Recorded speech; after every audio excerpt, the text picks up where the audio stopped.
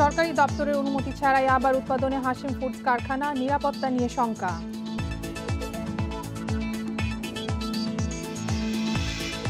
ই commerce খাতের পরিস্থিতি পর্যালোচনায় 16 সদস্যের কমিটি, 15 দিনের মধ্যে দিতে হবে সুপারিশ।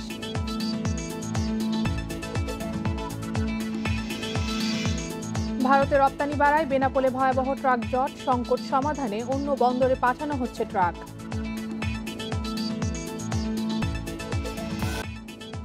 আমন্ত্রণ অর্থনীতি সারাদিন, আপনাদের সঙ্গে আছে আমি কপ্তি মুমতাহানা। শুনছিলেন শিরোনাম, এবারে জানাবো বিস্তারিত। অনুমতি ছাড়াই উৎপাদন শুরু হয়েছে নারায়ণগঞ্জের রূপগঞ্জের হাশিম ফুডস কারখানায়। উপজেলা প্রশাসন ও কলকারখানা পরিদর্শন অধিদপ্তরের কর্মকর্তারা জানিয়েছেন, কারখানা চালু করতে তাদের অনুমোদন নেওয়া হয়নি। ভবনগুলোতে আগুনসহ অন্য নিরাপত্তা ব্যবস্থা নিশ্চিত করা হয়েছে কিনা তাও জানে না সরকারি দপ্তরগুলো। গত ৮ জুলাই আগুন লাগে সজীব গ্রুপের হাশিম ফুডস কারখানায়। ভয়াবহ আগুনে প্রাণ হারান অন্তত ৫১ জন। দুর্ঘটনাস্থল পরিদর্শন করে সরকারি দপ্তরগুলো জানায়, কারখানা ভবনে পর্যাপ্ত নিরাপত্তা ব্যবস্থা ছিল না।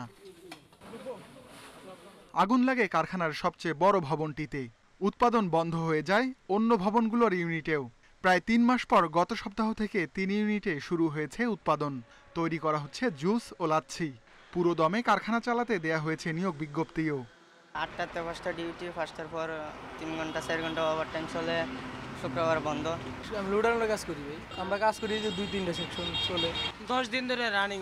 বর্তমানে তো সেকশন ওগুলাই নেই, ওগুলো ক্লোজ হয়ে গেছে।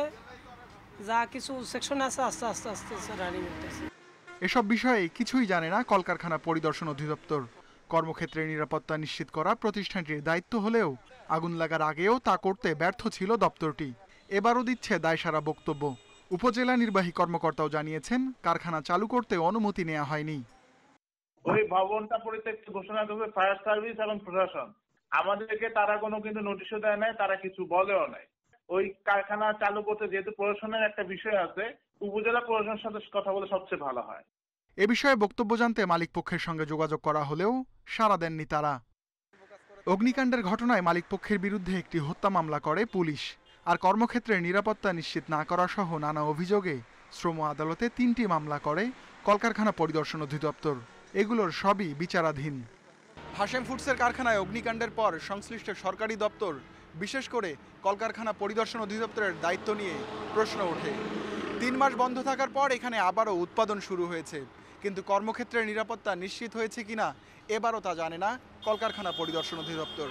অন্যদিকে কোনো সংস্থার অনুমতি ছাড়াই উৎপাদন শুরু করে আইনকে বৃদ্ধাঙ্গুলি দেখানোর মানসিকতাতেই অটল Sajeeb group. Ruhul Amin, independent news, Rupganj, Narayanganj.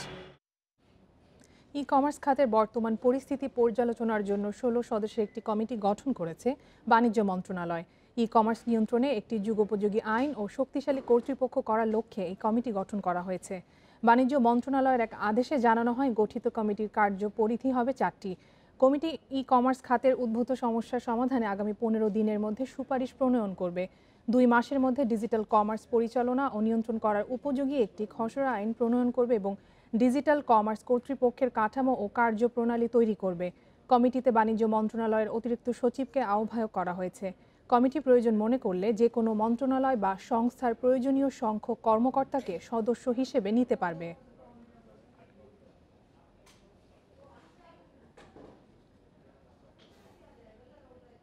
হিসাবে স্বচ্ছতা প্রতিষ্ঠিত হলে করের বোঝা কমবে বলে জানিয়েছেন জাতীয় রাজস্ব বোর্ড এনবিআর এর চেয়ারম্যান আবু হেনা মোহাম্মদ রহমাতুল মুনিম। মঙ্গলবার জাতীয় রাজস্ব বোর্ড ও আইসিএবির সঙ্গে document verification system DBS software বিষয়ক সমঝোতা স্মারক অনুষ্ঠানে তিনি এই কথা বলেন। এই সময় রাজস্ব বোর্ড চেয়ারম্যান বলেন, কোনো প্রতিষ্ঠানের হিসাবের স্বচ্ছতা আনতে নতুন এই অ্যাপের বিকল্প নেই।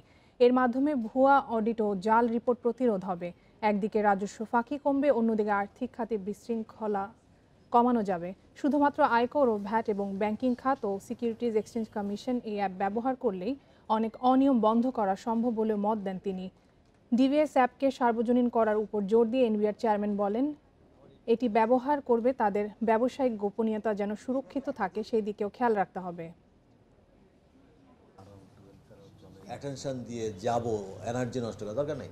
80% ডিভিএস এর ব্যবহারকারী এরা 3 জন, ইনকাম ট্যাক্স, ভ্যাট, ব্যাংক এবং সিকিউরিটি এক্সচেঞ্জ কমিশন। যদি কোনো অডিট রিপোর্ট আইসিএবি মেম্বাররা ডিভিএস এন্ট্রি ছাড়া না দেয়, তাহলে তো সবাই আপনার কাছে আসবে, এটা আমি কেমনে ভেরিফাই করব ডিভিএস এন্ট্রি হয়েছে কিনা। চাল, চিনি, তেলের বাড়তি দামের সঙ্গে অস্বস্তি বাড়াচ্ছে মুরগি ও ডিমের দাম। টিসিবির হিসেব বলছে গত এক মাসে মুরগির দাম বেড়েছে 28 ভাগেরও বেশি। এ খাতের উদ্যোক্তাদের দাবি, ভারত থেকে আনা মুরগির খাবারের দামের প্রভাব পড়ছে ডিম ও মুরগির বাজারে। অবসরপ্রাপ্ত সরকারি কর্মকর্তা আব্দুর রব রাজধানীর কারওয়ান বাজারে এসেছেন মুরগি কিনতে। চাহিদা মাফিক মুরগি কিনতে পারলেও গুনতে হয়েছে বাড়তি দাম। করোনার কারণে ইনকাম সোর্স অনেক মানুষের কমে গেছে, অনেক, তারপরে চলাফেরা মানে খাওয়া দাওয়া করতে তাদের অনেকের কষ্ট হচ্ছে। এখন বলতে বলে না মানুষ, কিন্তু চলে আর কি কোনো রকম। এক সপ্তাহ আগে সোনালী মুরগি 270 টাকা কেজিতে বিক্রি হলো, এখন তা 300 টাকা। দাম বেড়ে ব্রয়লার মুরগি বিক্রি হচ্ছে 160 টাকা কেজিতে। শুধু মুরগি নয়, পাল্লা দিয়ে বেড়েছে ডিমের দামও। একটি ফার্মের ডিম কিনতে হচ্ছে 10 টাকায়। টিসিবির তথ্য বলছে এক মাসে ডিমের দাম বেড়েছে 13 ভাগেরও বেশি। এক ধরনের অসাধু ব্যবসায়ী, তারাই বাচ্চার দামটা 22 টাকার বাচ্চা ছিল, এটা 48 টাকা করে ফেলছে। এখন মুরগিটা চাহিদা দেখা খাদ্যর দামটা আবার বাড়াই ফেলছে। হোটেল বন্ধ ছিল, স্কুল কলেজ সবই তো বন্ধ ছিল। এখন আবার এই খোলার পরে এখন আবার কিছু চাহিদা হইতেছে, সব খোলা, সেই জন্য আবার টান পড়তেছে মালে। পোল্ট্রি ইন্ডাস্ট্রিজ সেন্ট্রাল কাউন্সিলের দাবি, করোনা মহামারীর ক্ষতি এখনও কাটিয়ে উঠতে পারেনি খামারিরা।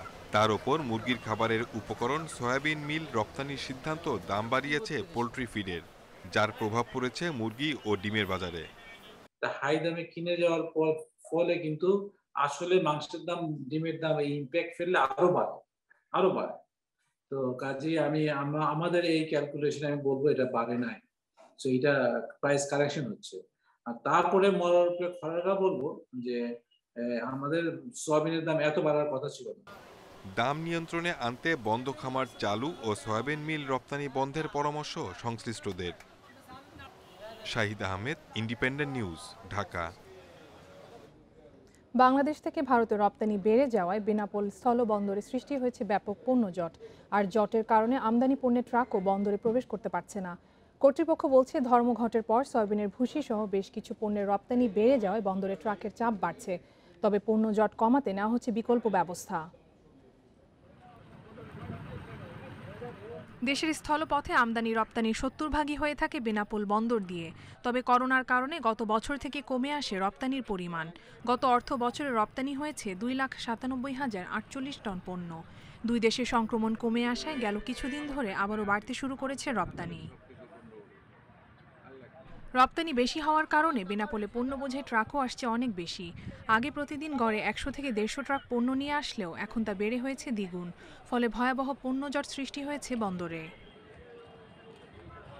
ব্যবসায়ীরা বলছেন, সয়াবিনের ভুসি, পাট, পাটজাত দ্রব্য, তৈরি পোশাক, সাবান, ব্যাটারি সহ অন্যান্য পণ্য নিয়ে 250 থেকে 300 ট্রাক প্রতিদিন ভারতে প্রবেশের জন্য বেনাপোলে আসছে। কিন্তু ভারত প্রতিদিন নিচ্ছে 200 ট্রাকের মতো। এই অবস্থায় আমাদের যদি ইন্ডিয়াতে গাড়ি প্রচুর পরিমাণে গাড়ি যদি এক্সপোর্ট না করতে পারি, তাহলে আমাদের এখানে গাড়ি নামাজ হচ্ছে, বিভিন্ন সমস্যা হচ্ছে, যানজট হচ্ছে। এইটা নিরসনের জন্য কর্তৃপক্ষের কাছ থেকে আমরা কামনা করছি। 15 তারিখের ভিতরে মানে এই মালগুলো কত লক্ষ টন মাল ঢোকাইতে হবে। তো এখন এটা হঠাৎ করে এত পরিমাণে শিখেছে না বলে যানজট সাময়িক একটা হয়েছে। তারপরও এটা নিয়ে আমাদের কমিশনার মহোদয় ইন্ডিয়ারও নিয়ে কথা বলছে যে অন্য পোর্ট খুলে দেওয়ার জন্য। এদিকে পণ্য জট কমাতে রপ্তানি ট্রাক সাতক্ষীরার ভোমরা স্থলবন্দরে পাঠানো হচ্ছে বলে জানিয়েছে বন্দর কর্তৃপক্ষ।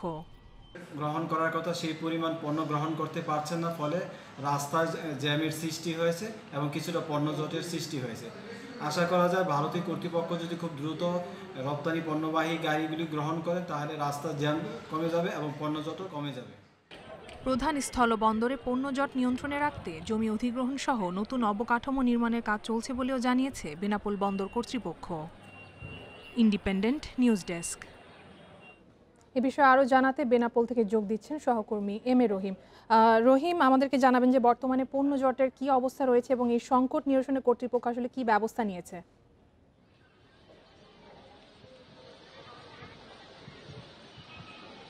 জানেন, করোনাকালীন সময়ে বেনাপোল স্থল বন্দর দিয়ে আমদানি রপ্তানি পণ্য অনেকটা স্বাভাবিক ছিল। সেক্ষেত্রে বর্তমান পরিস্থিতি থেকে অনেকটা আমদানি রপ্তানি পণ্য কম আসছে, কিন্তু বাংলাদেশ সহ বহির্বিশ্বে করোনা সংক্রমণ দিন দিন কমে যাওয়ায় বেনাপোল বন্দর দিয়ে অনেকটা আমদানি রপ্তানি বাড়তে থাকে। বাংলাদেশের লকডাউন প্রত্যাহার করা হয়, তারপর থেকে বেনাপোল বন্দর দিয়ে দ্বিগুণের বেশি আমদানি রপ্তানি শুরু হয়। সেক্ষেত্রে বেনাপোল দিয়ে প্রতিদিন প্রায় ভারত থেকে 3 থেকে 400 পণ্যবাহী ট্রাক বাংলাদেশে আমদানি হচ্ছে। অন্যদিকে বাংলাদেশ থেকে ভারতে প্রতিদিন 4 থেকে 500 পণ্যবাহী ট্রাক রপ্তানির অপেক্ষায় বেনাপোল আসছে। সেক্ষেত্রে ভারতের বেনাপোল সহ কালীতলা পার্কে জায়গা স্বল্পতার কারণে এই বাংলাদেশ থেকে 2 থেকে 300 ট্রাকের মধ্যে কোনো নেওয়া সম্ভব হচ্ছে না। আপনি জানেন যে শ্রমিক কর্মবিরতির ফলে বেনাপোল বন্দরে এই পণ্য জট ভয়াবহ আকার ধারণ করে। এ বিষয়ে বেনাপোল বন্দর কর্তৃপক্ষ, কাস্টম, সিএনডিএফ, ট্রান্সপোর্ট সহ বিভিন্ন হোল্ডাররা দফায় দফায় বৈঠক করে অনেকটা যানজট নিরসনে তারা চেষ্টা চালায়। তবে বাংলাদেশ থেকে সয়াবিন চূর্ণ রপ্তানি পরিমাণ 3 গুণ বেড়ে যাওয়ায় এই যানজট বা পণ্যজট নিরসন সম্ভব হয়নি। বন্দর কর্তৃপক্ষের সাথে আমি কথা বলেছি, তারা আমাকে যেটা জানিয়েছেন যে আমাদের সাতক্ষীরা, ভোমরা ও খুলনা সহ মোংলা বন্দর দিয়ে এই সয়াবিন চূর্ণ রপ্তানির তারা একটা নির্দেশনা পেয়েছে এনবিআর থেকে, যা গত 3 দিন ধরে বেনাপোল বন্দর থেকে সেই স্থল বন্দরগুলোতে এই সয়াবিন চূর্ণ রপ্তানি। সেক্ষেত্রে কিছুটা পণ্যবাহী ট্রাকের জট কমতে শুরু করেছে। তারপরেও যে ভারতে যে পণ্য রপ্তানি হচ্ছে পূর্বের থেকে 3 গুণ পরিমাণ রপ্তানির এখানে। বিষয়ে আমাদের জানাবেন যে এতদিন ধরে বন্দরে পণ্য আটকে থাকছে, এ নিয়ে আসলে ব্যবসায়ীরা কি বলছেন? সভাপতি রপ্তানিকারক সমিতির সাথে যে পণ্যবাহী ট্রাক জট বাড়ায় তাদের ক্ষতির পরিমাণ বাড়ছে, তাদের ড্যাম্বার গুনতে হচ্ছে।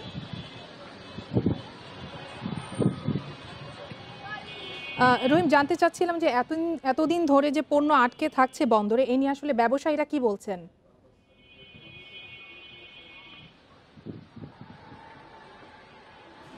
আমি ব্যবসায়ীদের সাথে কথা বলেছি, বাংলাদেশ ভারত চেম্বার অফ কমার্সের পরিচালক, তিনার সাথে কথা বলেছি। তিনি আমাকে যেটা জানিয়েছেন যে বিশেষ করে যে বেনাপোল বন্দর একটি দেশের প্রধান স্থল বন্দর, এর আগে চিরাগাং সহ বিশ্বের অন্যান্য সমুদ্র বন্দর দিয়ে একটা অন্যান্য বিভিন্ন পণ্য যেমন রপ্তানি হতো, সেই পণ্যগুলো বেনাপোল বন্দর দিয়ে এখনও ভারত সহ বহির্বিশ্বে রপ্তানি হচ্ছে। এই কারণে বেনাপোল বন্দরে পণ্য জট বাড়ছে।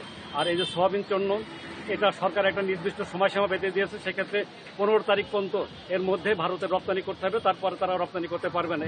এই কারণে সংশ্লিষ্ট রপ্তানিকারী প্রতিষ্ঠান প্রচুর পরিমাণে বেনাপোলে এই সয়াবিন চূর্ণ নিয়ে আসছে। এই কারণে যানজট বাড়ছে। আমি বন্দর কর্তৃপক্ষের সাথে কথা বলি, যে বন্দর কর্তৃপক্ষ আমাকে যেটা জানিয়েছেন যে বেনাপোলে আমদানি রপ্তানিকৃত পণ্যের যেভাবে আসছে সেই অনুযায়ী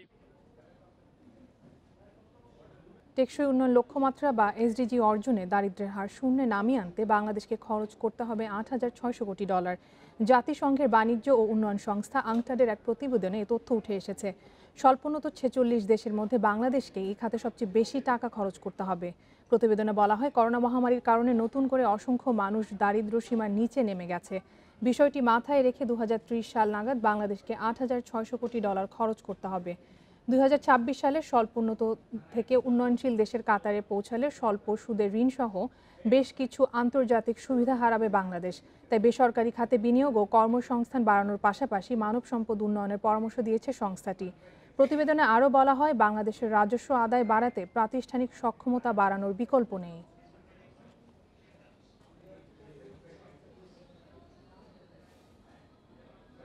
কুইক রেন্টাল বিদ্যুৎ কেন্দ্রগুলো সময় না বাড়িয়ে অবসায়নের পরামর্শ দিয়েছেন বিশ্লেষকরা। তারা বলছেন, ভোক্তার কথা বিবেচনা করে সরকারের এখন ব্যয় সাশ্রয়ী হওয়া দরকার। কুইক রেন্টাল বিদ্যুৎ কেন্দ্রের ভবিষ্যৎ নিয়ে এক ওয়েবিনারে উঠে এসেছে এসব কথা। বক্তারা বলেন, দেশে এখন চাহিদার চেয়ে বেশি বিদ্যুৎ উৎপাদন হলেও বিতরণ ব্যবস্থার অভাবে এই সুবিধা সবাই পাচ্ছেন না।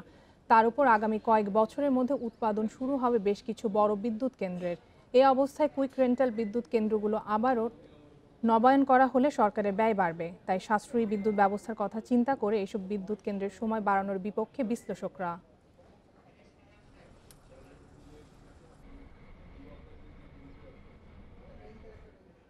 ব্যাংকগুলো শেয়ারবাজারে বিনিয়োগের জন্য 200 কোটি টাকার যে তহবিল গঠন করেছে, তারা পুরোটাই সুকুক বন্ডে বিনিয়োগ করতে পারবে। সোমবার কেন্দ্রীয় ব্যাংক 2টি প্রজ্ঞাপন জারি করে ব্যাংকগুলোকে বিশেষ এই সুযোগ করে দিয়েছে। প্রজ্ঞাপনে তহবিল থেকে বিনিয়োগের মেয়াদ 3 বছর বাড়িয়ে 2028 সালের 31 ডিসেম্বর পর্যন্ত করা হয়েছে। প্রজ্ঞাপনে বলা হয়, 200 কোটি টাকার বেশি তহবিলে পুরোটাই সুকুক বন্ডে বিনিয়োগ করা যাবে। তবে এই সুকুকের ন্যূনতম 70% সৌর বিদ্যুৎ, বায়ুশক্তি চালিত বিদ্যুৎ জল ও বিদ্যুৎ সহ বিভিন্ন নবায়নযোগ্য শক্তি প্রকল্পে বিনিয়োগ করতে হবে। এসব সুকুক আবেদনের শেষ দিন থেকে 1 বছরের মধ্যে শেয়ার বাজারে তালিকাভুক্ত করতে হবে। বাংলাদেশ ব্যাংকের কর্মকর্তারা বলছেন, ঋণ নিয়ে ব্যবসা করলে অনেকে সময় মতো টাকা ফেরত দিচ্ছে না, এজন্য সুকুক ছেড়ে টাকা তোলার সুযোগ দিয়েছে সরকার।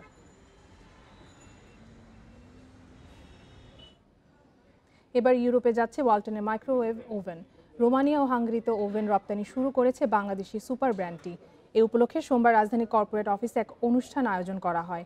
রপ্তানি কার্যক্রম উদ্বোধন করেন ওয়ালটন হাইটেক ইন্ডাস্ট্রিজ লিমিটেডের পরিচালক তাহমিনা আফরোজ তান্না। অনুষ্ঠানে জানানো হয়, রোমানিয়া ও হাঙ্গেরির খ্যাতনামা দুটি ইলেকট্রনিক্স ও হোম অ্যাপ্লায়েন্স পণ্য বাজারজাতকারী প্রতিষ্ঠান সংশ্লিষ্ট দেশগুলোর বাজারে ওয়ালটনের তৈরি মাইক্রোওয়েভ ওভেন সরবরাহ করবে। অল্প সময়ে সাশ্রয়ী দামে ভালো পণ্য সরবরাহ করায় ইউরোপের এরই মধ্যে জনপ্রিয় হয়ে উঠেছে ওয়ালটন। ইউরোপের 12টি দেশে টিভি রপ্তানি বাণিজ্য সম্প্রসারণ করেছে ওয়ালটন। এবারে শেয়ার বাজারের খবর। সপ্তাহের তৃতীয় কার্যদিবসে মূল্যসূচক বেড়েছে দেশের 2 স্টক এক্সচেঞ্জে। এ সময় ঢাকার শেয়ার বাজার 154 কোটি টাকার বেশি লেনদেন বাড়লেও দর হারিয়েছে লেনদেনে অংশ নেওয়া 46 ভাগ প্রতিষ্ঠান। অন্যদিকে সূচক বাড়লেও লেনদেন কমেছে চট্টগ্রাম স্টক এক্সচেঞ্জে। মঙ্গলবার লেনদেনের শুরু থেকে সূচকের উত্থান ঢাকা স্টক এক্সচেঞ্জে। দিন শেষে প্রধান সূচক ডিএসইএক্স 45.52 পয়েন্ট বেড়ে অবস্থান করছে 7297 পয়েন্টে। সূচকের পাশাপাশি লেনদেন বেড়েছে ডিএসইতে।